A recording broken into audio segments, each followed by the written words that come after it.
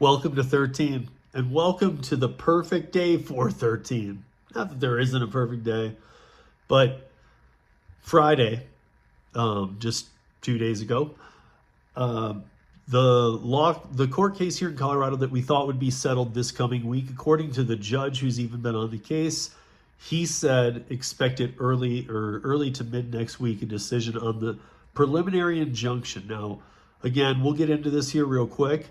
However, this is regarding the transparency law and the deactivation challenge law, which allows you to be, if you're deactivated and you think it's wrongfully, you can request a human review of your deactivation, made up of a panel of people. So you have a real shot. If you really weren't deactivated for a reason that was just, you have a very good shot of getting it corrected. That's here in Colorado now. And then, unlike other states, we've talked about this, so I'll just run through it. SB 24-75 that was passed on June 24th of 2024, as well as HB, the DNC, so that's the TNC for rideshare, and then the DNC for delivery and other gig apps was also passed on the same day. It was June 24th of 2024. It went into effect partially a little bit on January 1st, but today, or Saturday, February 1st, it went into effect in completion. About 2 weeks ago, Uber sued the state of Colorado, saying that they were chopping at their First Amendment rights, and they will, and the suit will still be happening, and even if they lose, they'll sue again, they'll keep filing this. However, what they were pushing for that was so important right now was they were pushing to get an injunction, basically saying that until we get our day in court, can we still not have to be transparent with the customers? And I'm going to get into this more in the podcast next week. So make sure you guys catch it, because we've been talking all around it, but I've put some bullet points here together that I want to know. So this is remember there was the 51-page case that was filed. That's Uber versus the state of Colorado from about two weeks ago. And today, or February 1st, that law went into effect. So the 9 pages of legalese, I could have sat here and read it, but I mean, I had to read it a few times just to even catch it. So I'm going to bullet point through it a little bit. So let's go through the background of case. So basically the 9 pages broke down as such. Colorado's TNC Act, that's the SB 24-0075, effective February 1st, 2025, requires transportation network companies like Uber to make new disclosures to drivers and riders. Uber Technologies, the plaintiff, filed a lawsuit challenging the act, specifically its disclosure requirements, and sought a preliminary injunction. We'll get to this. Uber claims the disclosures would compel it to speak in ways that contradict its advocacy efforts and could mislead drivers and riders. Again, in the podcast, we'll even dive into this more, what all of this means, but I think that you'll get it from my bullet points here because I tried to get them as dialed as I could. So the disclosure requirements, here's what they need to do. So driver facing disclosures. Uber must disclose the total payment made by the rider before tips, the driver's payment before tips, and the amount of any tip after completing a ride. So when the ride is over, to the driver, they need to put on the screen in the app. It's not an email any longer. What all of that was. Here was your pay. Here was Uber's pay. Here was your pay. And then if there's a tip. The passenger was going to get this email system, but not anymore. Now, they are also, as of today, going to see, here's what you paid. You paid $70 to go to the airport. Processing fee was this. Taxes were this. This was this. This was this. And at the very bottom, what the driver was paid without the tip. They will see that, and it will pop up in their app the minute the ride is over. So they will see it right away as soon as the ride is over. Rider-facing disclosures. Uber must disclose the amount the rider paid and the amount the driver received before tips with a focus of clear visibility. That is why they mentioned in the lawsuit claiming First Amendment about the font size, is because that screen is going to pop up. And they want to make sure Uber isn't making it so it's not legible and you just close it. So that's what that was about. Pre-ride information. Uber must disclose estimated mileage and time for the ride before the driver accepts the tip. So upfront pricing. And if there's changes in location and things like that, there are some parts that are going to be dealt with here where that's going to have some kind of renegotiation. Now, this is something everybody should listen to here. Number 4 that I put down from it, reporting and IRS information. Uber must provide information to drivers about their driving time, miles, and potential IRS mileage deductions on a monthly basis.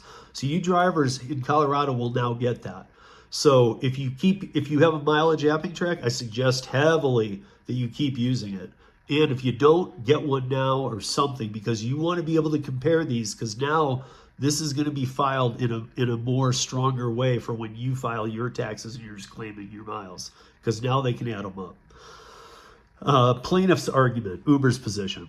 Uber agrees that these disclosures are misleading, or argues that these are misleading and compel them to speak in a government message that infringes on their First Amendment rights. They're saying that they think it makes it to the rider or the customer on Uber Eats, that it makes it look like, well, if they just see this and this is what you paid and here's what our driver got paid, it looks bad. Well, that's why you have to line item everything.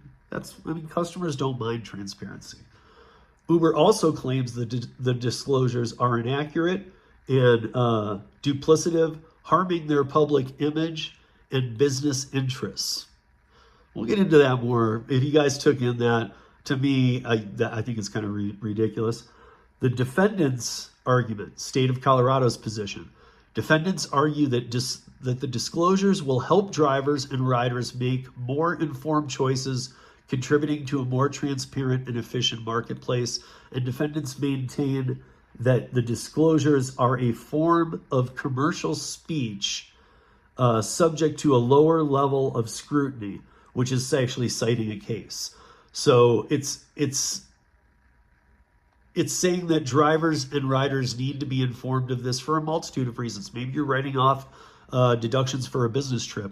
Maybe you need to know, maybe you hand in receipts. And as if you've ever worked, not all companies, but some give you per diems, or else they let you work off a company credit card, but they may have terms on those. They might say, if you're going to tip, that comes out of your per diem or your pocket. So that can't be included in there. So these are some reasons why this is important. Again, we'll get into it more in the podcast, but here we go. Court's decision, and this was on them getting a stay until they got their court case, because their court case could take a long time. Now, as of today, they have to be doing this, or as of February 1st. So pre-enforcement injunction issues. Federal courts generally cannot issue a pre-enforcement injunction for cases involving state laws, and there's no constitutional right to such review. The state has private enforcement mechanisms, meaning individuals can sue Uber in state court, reducing the need for federal court informations. That's kind of a cool thing. Equitable considerations. The urgency of Uber's request is largely self-inflicted, given that it waited until just before the law's effective date to file the lawsuit, limiting the court's ability to fully evaluate the case.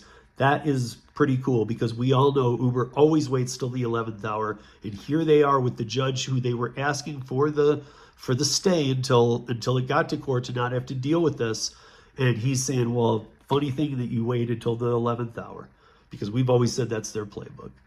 Likelihood of success. Uber did not meet the burden of proving that it was likely to succeed on the merits of First Amendment claim The court found that while Uber's arguments about burdening speech have some support, the record was insufficient to fully assess the likelihoodness of success. So basically, they're saying, I mean, if you're catching that, is like the only way you get a stay is if they have to think that you were wrongfully sued or wrongfully treated, and that you're most likely going to win. That's when they grant these. They're basically saying, we don't think that you're wrong. It is a state law. You knew about it, and you're not.